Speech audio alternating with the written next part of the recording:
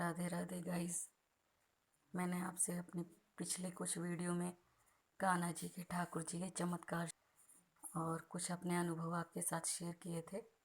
आज मैं फिर आ गई हूँ आपके सामने एक कान्हा जी कहानी लेकर, ठाकुर जी की कहानी लेकर, जो और उनका एक चमत्कार लेकर जो उनके भक्त के साथ हुआ। दोस्तों, बहुत समय पहले एक भक्त थे, उनका नाम था धन्ना। तो वो बहुत गरीब थे और उनके घर में सिर्फ उनकी माँ थी और वो थे। तो उनके गांव में भगवत गीता का पाठ हो रहा था। तो उन्होंने एक दिन देखा कि जो लोग भगवत गीता से वापस जाते हैं वो प्रसाद लेके जाते हैं। तो उन्होंने अपनी माँ से कहा कि हम भगवत गीता में चलेंगे। ऐसा उन्होंने इसलिए कहा कि उन्होंने सोचा प्रसाद तो मिलेगा, खाने को कुछ अच्छा मिलेगा। तो उसकी माँ ने कहा ठीक है। उनकी माँ उनके साथ चली गई भगवत गीता का पाठ सुनने के लिए। तो वहाँ पे गए दोस्तों, उन्होंने 2-3 दिन तक पाठ सुना और जब कथा का समापन होता भगवत गीता का प्रतिदिन, तो प्रसाद लेकर आते थे। जब अंतिम दिन था भगवत गीता के पाठ का, तो पुजारी जाने लगे। तो जो धन्ना जाट थे उन्होंने पुजारी को रोका बीच में। और दोस्तों, घोड़े पे बैठे थे पुजारी, तो उनके घोड़े के आगे खड़े हो गए और बोले कि आपके जो भगवान हैं उनके मुझे भी दर्शन करने हैं। तो उन्होंने कि भगवान कैसे दिखते हैं मुझे बताइए। तो पुजारी जी ने कहा कि मुझे छोड़ो, मुझे जाना है, मुझे बहुत देर हो रही है। तो उन्होंने कहा नहीं, मैं तो ऐसे नहीं जाने दूंगा, पहले मुझे बताओ भगवान दिखते कैसे हैं। तो उन्होंने सोचा कि जो धन्ना है ये मुझे ऐसे तो नहीं जाने देगा। तो उन्होंने जल्दी में अपनी झोली से एक पत्थर निकाला और कहा भगवान ऐसे दिखते हैं, ये है भगवान। तो उन्हीं को कहा कि इनको ले जाओ, इनकी सेवा करना, पहले खुद नहाना फिर इन्हें नहलाना, और पहले जो भी खाओ इन्हें भोग लगाना, उनके बाद खुद खाना। तो उन्होंने कहा ठीक है, तो इससे क्या मुझे दर्शन हो जाएंगे। पुजारी जी ने कहा हाँ हाँ बिल्कुल होंगे, इनकी सेवा करना सच्चे दिल से। तो धन्ना ने कहा ठीक है। धन्ना उस पत्थर को जो पुजारी जी ने भगवान बताए थे उन्हें भगवान मानकर अपने घर ले गए। जैसा पुजारी जी ने कहा था, वो सुबह उठे, उन्होंने उसे नहलाया, पहले खुद नहाए फिर उन्हें नहलाया। और खेत में जब जाने लगे तो जो भगवान थे, जो पत्थर थे जिन्होंने उन्होंने भगवान समझा था, उनके लिए भगवान ही थे वो, उसे अपनी जेब में रख लिया। और जो उनकी माँ थी उन्होंने एक रोटी उन्हें दी। दोस्तों, बहुत गरीब थे, तो उनकी माँ ने एक रोटी दी उन्हें कि तुम खेत में खा लेना जब भूख लगे। तो उन्होंने वो एक रोटी ली, चटनी ली और चल दिए। तो जब खेत में उन्हें भूख लगी तो उन्होंने वो रोटी निकाली और जैसे ही खाने बैठे तो उन्हें जो पुजारी था उसकी बात याद आ गई कि पहले भगवान को भोग लगाना, उसके बाद ही तुम खाना। तो उन्होंने वैसा ही किया। धन्ना जाट ने पहले भगवान के आगे उस रोटी को रख दिया, रोटी और जो चटनी थी उनके पास। उसके बाद उन्होंने बहुत देर तक वो भगवान के सामने बैठे रहे। तो भगवान ने नहीं खाया खाना, तो उन्हें बहुत, उनका मन उदास हो गया। तो ये जो क्रम था दोस्तों, ये 3-4 दिन तक चला। उसके बाद जब एक दिन धन्ना जाट जो थे, जो धन्ना भक्त थे, वो भूख से बिलबिलाने लगे और उन्होंने भगवान के सामने जब वो रोटी रखी तो उस दिन उन्होंने कहा, बस उस दिन उनके सब्र का बांध टूट चुका था। तो उन्होंने कहा भगवान या तो आप भोग लगाइए, ये खाना खाइए, या फिर आज मैं आपके सामने जान दे दूँगा।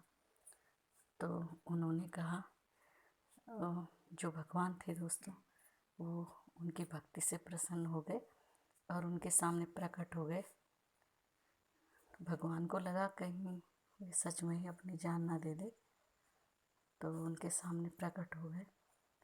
तो भगवान जैसे ही सामने आए वो चटनी रोटी उठाकर खाने लगे। तो धन्ना भक्त थे जो उन्हें देखकर वो बहुत खुश हुए कि भगवान भोग लगा रहे हैं, और भगवान के हाथ से आधी रोटी छीनते हुए बोले, सारी मत खाना, मुझे भी खानी है। इतने दिन से मैं भूखा हूँ, पहले तो तुम आए नहीं और अब जब आए हो तो मुझे दोबारा भूखा मारोगे, मुझे भी खानी है। तो भगवान उनकी बात सुन के हंसने लगे।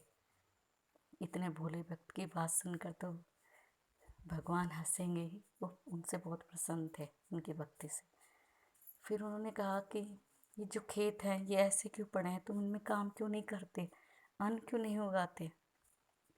तो धन्ना भक्त ने कहा कि मैं अकेला हूँ, इतने बड़े खेत में मैं कैसे काम करूँ। तो उन्होंने कहा ठीक है, मैं तुम्हारी हेल्प करूँगा, सहायता करूँगा खेत के काम में। तो उन्होंने उस जो साल है धन्ना भक्त की हेल्प की, सहायता की खेत में काम करने में। उस वर्ष जो उनकी खेती थी, जो फसल थी उनकी, वो जो पिछले साल थे उन सबसे अच्छी हुई, और उससे उन्हें बहुत धन मिला और उनकी गरीबी दूर हो गई। तो उससे उन्होंने कई गाय भैंसे ये सब खरीदे और वो बहुत अमीर हो गए। तो धन्ना सेठ कहलाने लगे, इतना धन आ गया था उनके पास। तो गाइस, फिर जब एक दिन दोबारा अगले साल धन्ना भक्त जो थे वो भगवत गीता में गए, और भगवत गीता जो उन्हीं के गांव में हो रही थी जहाँ पे पहले थी, और वो ही पुजारी, पुराने पुजारी आए थे जिन्होंने पहले भगवत गीता का पाठ करा था, सुनाया था वो। तो जब वहाँ गए तो उन्होंने पुजारी जी से कहा कि आपके यहाँ जो भी दूध दही लगता है वो मैं अपने घर से लेके आऊँगा, आपकी कृपा से मेरे घर में कोई कमी नहीं है अब, और ठाकुर जी की कृपा से। तो पहले तो पुजारी ने सोचा कि ऐसे ही बोल रहा है धन्ना। फिर उन्होंने कहा ठीक है। तो उन्होंने पूछा ये सब कैसे हुआ धन्ना भक्त से। तो धन्ना भक्त ने बताया कि आपने जो मुझे भगवान दिए थे गुरुजी, उनकी मैंने सेवा की, और एक दिन वो मेरी सेवा से प्रकट हुए प्रसन्न होकर, और उन्होंने ही मुझे, उनकी कृपा से ये सब कुछ है आज मेरे पास। तो गुरुजी ने पूछा क्या भगवान तुम्हें रोज आते हैं, तुम्हारे पास रोज दर्शन देते हैं। तो उन्होंने कहा हाँ, वो तो मुझसे बहुत बातें करते हैं और मेरे साथ ही तो रहते हैं। तो गुरुजी ने कहा ठीक है, क्या तुम मुझे भी दर्शन कराओगे। तो धन्ना भक्त ने कहा क्यों नहीं, आप तो इतनी पूजा पाठ करते हैं, तो आपको दर्शन क्यों नहीं देंगे, मैं ज़रूर आपको दर्शन कराऊंगा। तो जो गुरु थे वो उनके साथ चले गए, और उन धन्ना भक्त ने कहा कि आप खाना खाइए। तो उन्होंने कहा खाना तो मैं बाद में खाऊंगा, पहले तुम मुझे अपने भगवान के दर्शन कराओ। तो उन्होंने कहा ठीक है। तो उन्होंने भगवान के आगे बहुत प्रार्थना की कि आप गुरु जी को दर्शन दीजिए, लेकिन भगवान दोस्तों प्रकट नहीं हुए। भगवान जो है वो सच्ची भक्ति देखते हैं और भाव देखते हैं। तो ये बात जो गुरुजी थे उन्हें जब पता चली कि भगवान मुझे दर्शन नहीं दे रहे हैं, तो रोने लगे और बोले कि जितनी शक्ति भक्ति तुम में है धन्ना, उतनी शायद मुझ में नहीं है।